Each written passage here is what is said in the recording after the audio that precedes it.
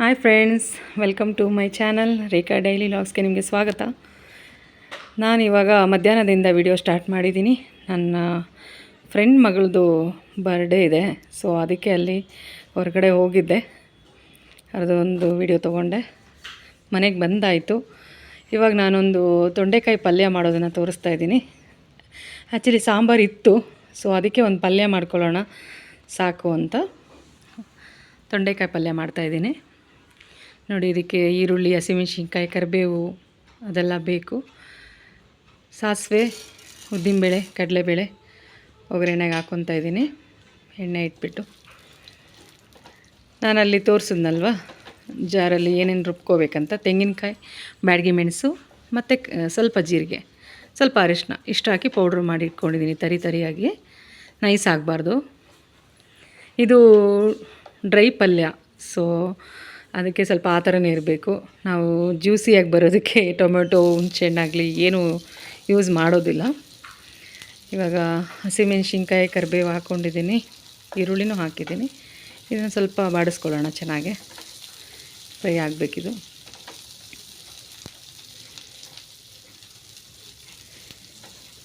ಸ್ವಲ್ಪ ಚೆನ್ನಾಗಿ ಫ್ರೈ ಮಾಡ್ಕೋಬೇಕು.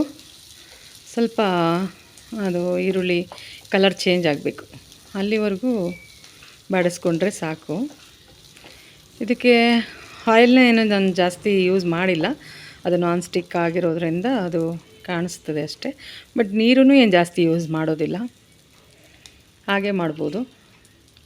ಇಲ್ಲಿ ನಾನು ವಾಶ್ ಮಾಡಿ ತೊಂಡೆಕಾಯಿನ ಹೆಚ್ಚಿಟ್ಕೊಂಡಿದ್ದೆ. ತೊಂಡೆಕಾಯಿ ಯಾವ ರೀತಿ ಬೇಕಾದರೂ ನಾವು ಕಟ್ ಮಾಡ್ಕೋಬೋದು. ನಾನು ಈ ಥರ ಮಾಡ್ಕೊಂಡಿದ್ದೀನಿ. ಇದನ್ನು ಹಾಕ್ಬಿಟ್ಟು ಸ್ವಲ್ಪ ಫ್ರೈ ಮಾಡ್ಕೊಳ್ಳೋಣ. ಇದು ಫ್ರೈ ಆಗ್ತಾ ಇರಲಿ. ಇದ್ರ ಮಧ್ಯ ಆ್ಯಸ್ ಯೂಶುವಲ್ ನಾನೊಂದು ನುಡಿಮುತ್ತನ್ನು ನಿಮ್ಗೆ ಹೇಳ್ತೀನಿ. ಪೆಟ್ಟು ತಿಂದ ಮನುಷ್ಯನಿಗೆ ನೋವಾಗಿದ್ದು ಹೊಡಿತದಿಂದಲ್ಲ, ಒಡೆದ ಕೈ ನಮ್ಮವರದ್ದೇ ಎಂದು ತಿಳಿದಾಗ. ಚೆನ್ನಾಗಿದೆ ಅನ್ಕೋತೀನಿ. ಇದು ಫ್ರೈ ಆಗ್ತಿದೆ ಫ್ರೆಂಡ್ಸ್. ಇವಾಗ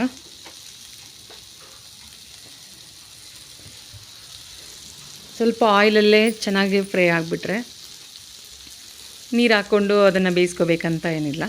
ನಾನು ಉಪ್ಪು ಹಾಕ್ಕೊಳ್ತಾ ಇದ್ದೀನಿ. ನಾವು ಸ್ಟಾರ್ಟಿಂಗ್ ಸ್ವಲ್ಪ ಫ್ರೈ ಮಾಡಿದಾಗಲೇ ಉಪ್ಪನ್ನು ಹಾಕ್ಕೊಂಬಿಡಬೇಕು, ಆವಾಗ ಪಲ್ಯದಲ್ಲಿ ಎಲ್ಲ ಚೆನ್ನಾಗಿ ಉಪ್ಪು ಹಿಡಿಯುತ್ತೆ.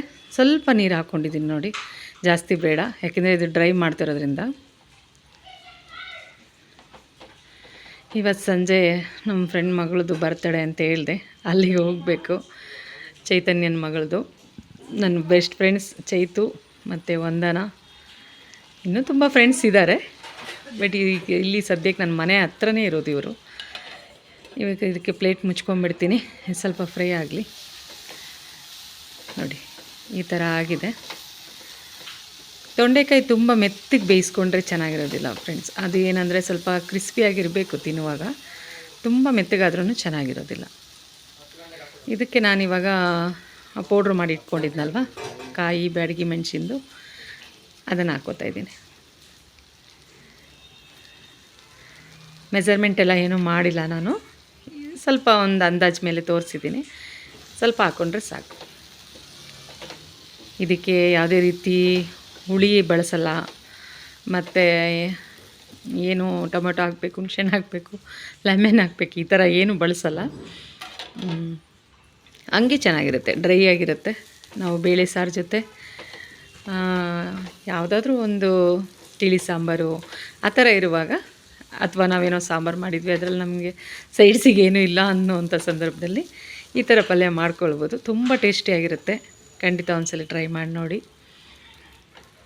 ನೋಡಿ, ಕಲರ್ಫುಲ್ಲಾಗಿ ಚೆನ್ನಾಗಿ ಆಗಿದೆ. ಇದು ಹಾಕಿದ್ಮೇಲೆ ಒಂಚೂರು ಲಿಡ್ನ ಕ್ಲೋಸ್ ಮಾಡಿ ನಾವು ಒಂದು ಸ್ವಲ್ಪ ಹೊತ್ತು ಬಿಟ್ಬಿಟ್ರು ಆ ಮಸಾಲೆ ಎಲ್ಲ ಚೆನ್ನಾಗಿ ಹಿಡ್ಕೊಂಡ್ಬಿಡುತ್ತೆ ಅದಕ್ಕೆ. ಇದಕ್ಕೆ ಇಲ್ಲಿಗೆ ರೆಡಿಯಾಗಿದೆ. ಇವಾಗ ನಾನು ಮೇಲ್ಗಡೆ ಮನೇಲಿ ಮದುವೆ ಇತ್ತು ಅಂತ ಮೊನ್ನೆ ಹೇಳಿದೆ. ಅದು ಅವ್ರಿಗೆ ನಾವು ಮದುವೆಗೆ ಹೋಗಿರಲಿಲ್ಲವಲ್ಲ, ಸೊ ಆ ಮದುಮಗಳನ್ನ ನಾನು ಮನೆಗೆ ಇನ್ವೈಟ್ ಮಾಡಿದ್ದೆ, ಕುಂಕುಮ ಕೊಟ್ಟು ಕಳಿಸೋಣ ಅಂತ. ಅಲ್ಲಿಗೆ ಮಡ್ಲಾಕಿಗೆ ಜೋಡಿಸ್ಕೊಳ್ತಾ ಇದ್ದೀನಿ. ಅವ್ರನ್ನ ಕರೆದ್ಬಿಟ್ಟು ಕುಂಕುಮ ಕೊಟ್ಟು ಕಳಿಸಿದ್ರೆ ನನಗೂ ಒಂದು ಸಮಾಧಾನ. ಈ ಕಡೆ ಮದುವೆಗೂ ಹೋಗಿಲ್ಲ ಅಲ್ವಾ,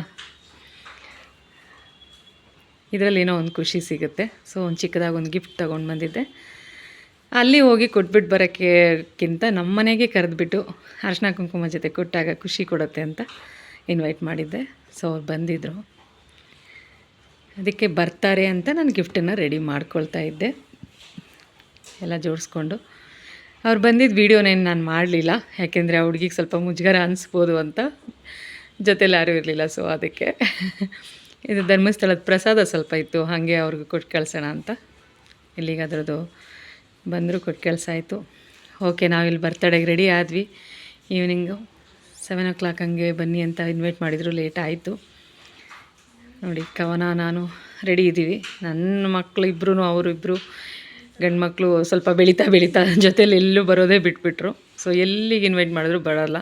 ನನಗೆ ಫಸ್ಟ್ ಊಟ ಹಾಕ್ಕೊಟ್ಬಿಟ್ಟು ಹೋಗ್ಬಿಡಿ, ನಂಗೆ ಹಸ್ವಾಗ್ತಿದೆ ಅಂದ. ಸೊ ಅವಳಿಗೆ ಊಟ ಕೊಟ್ಟಿದ್ದಾಳೆ, ಊಟ ಮಾಡ್ತಾಯಿದ್ದಾನೆ ಆಗಲೇ ನಮ್ಮ ಚಿಕ್ಕ ಮಗ. ದೊಡ್ಡವನು ಎಲ್ಲೋ ಹೋಗಿದ್ದ, ಹೊರಗಡೆ ಇರಲಿಲ್ಲ. ಒಂದು ಊಟ ಕೊಟ್ಬಿಟ್ಟು ನಾವು ಇಲ್ಲಿ ನನ್ನ ಫ್ರೆಂಡ್ ಮನೆ ಹತ್ರ ಬಂದ್ವಿ.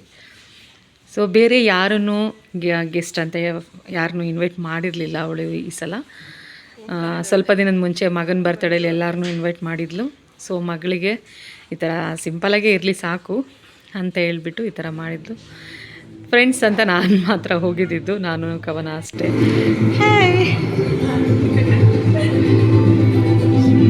Happy birthday.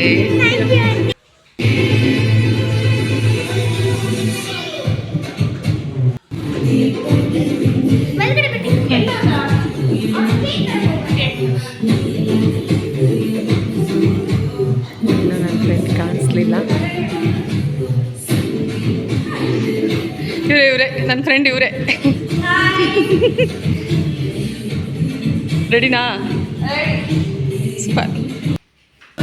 ಹಾಯ್ ಮಾಡಿ. ಹಾಯ್ ಇಂಚು. ಚೆನ್ನಾಗಿದೆ, ನಾನೇ ರೆಡಿ ಮಾಡಿದ್ದು. ಸಕ್ಕದ ಮಾಡಿದೆ. ಬನ್ನಿ ನೋಡ್ಕೊಳ್ಳಿ, ಆಮೇಲೆ ವಾಯಿಸ್ಕೊಳ್ಳೋಣ. ಸೊ ಎಲ್ಲ ಪ್ರಿಪ್ರೇಷನ್ ನಡೀತಾ ಇತ್ತು. ನನ್ನ ಫ್ರೆಂಡೇ ಎಲ್ಲನೂ ಚೆನ್ನಾಗಿ ರೆಡಿ ಮಾಡಿದ್ಲು. ನೋಡಿ ಹೀಗಿದೆ ಅವಳ ಮನೆ. ಒಂದು ಸಲ ಯಾವಾಗಾದರೂ ಅವ್ರು ಹೋಮ್ ಟೂರ್ನ ಮಾಡ್ತೀನಿ ನನ್ನ ಫ್ರೆಂಡ್ ಮನೆದು, ಆವಾಗ ಕ್ಲಿಯರಾಗೆಲ್ಲ ತೋರಿಸ್ತೀನಿ. ಇವತ್ತು ಗಡಿಬಿಡಿಯಲ್ಲಿದ್ದರು ಅವರು. ಅವ್ರು ನಾದಿನಿ ಇದ್ದಾರೆ ಒಳಗಡೆ ಕಿಚನಲ್ಲಿ, ಏನೋ ಮಾಡ್ತಾಯಿದ್ರು. ಒಳ್ಳೆ ಕುಕ್ಕಿಂಗ್ ಕೂಡ ಮಾಡ್ತಾಳೆ ಇವಳು, ಚೆನ್ನಾಗಿ ಮಾಡ್ತಾಳೆ ಅಡುಗೆ ಎಲ್ಲ. ಏನೇನು ಮಾಡಿದ್ಲು ಇನ್ನೂ ಗೊತ್ತಿಲ್ಲ, ಆಮೇಲೆ ತೋರಿಸ್ತೀನಿ. ನೋಡಿ ವಂದನನ ಮಿಸ್ ಮಾಡ್ಕೊಳ್ತಾ ಇದ್ವಿ. ಇವಳು ನಮ್ಮ ಬೆಸ್ಟ್ ಫ್ರೆಂಡೇ. ನಾವು 3 ಜನ ತುಂಬ ಜೊತೆಲಿ ಮಾತಾಡೋದು, ಡೈಲಿ ಮೀಟ್ ಆಗೋದೆಲ್ಲ ಇರುತ್ತೆ ಇಲ್ಲೇ.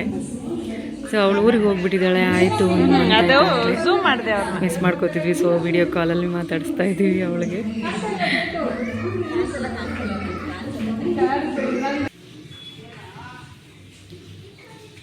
ಇದು ಅವ್ರ ಮನೆ ಕಿಚನ್ನು.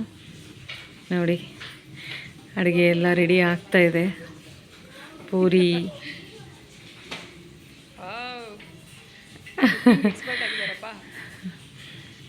ಎಕ್ಸ್ಪರ್ಟ್ ಕುಕ್ಕಿಂಗ್ ಅಂತ ಹೇಳ್ತಾ ಇದ್ದೆ. ಅವ್ರ ನಾದಿನಿ ಅವರು ಒಂದು ಕಡೆ ಕರಿಗಡುಬು ಮಾಡೋಕ್ಕೆ ಏನೇನೆಲ್ಲ ಹೊಸ್ಕೊಂಡು ರೆಡಿ ಮಾಡ್ಕೊಳ್ತಿದ್ರು. ಇಲ್ಲಿ ನೋಡಿ ಬರ್ತಡೇ ಬೇಬಿನೂ ಬಂದುಬಿಟ್ಟು ಏನೋ ಮಿಕ್ಸಿಂಗ್ ಕೆಲಸ ಮಾಡ್ತಾಯಿದೆ. ಕೋಸಂಬರಿ ಮಾಡಿದ್ದಾರೆ.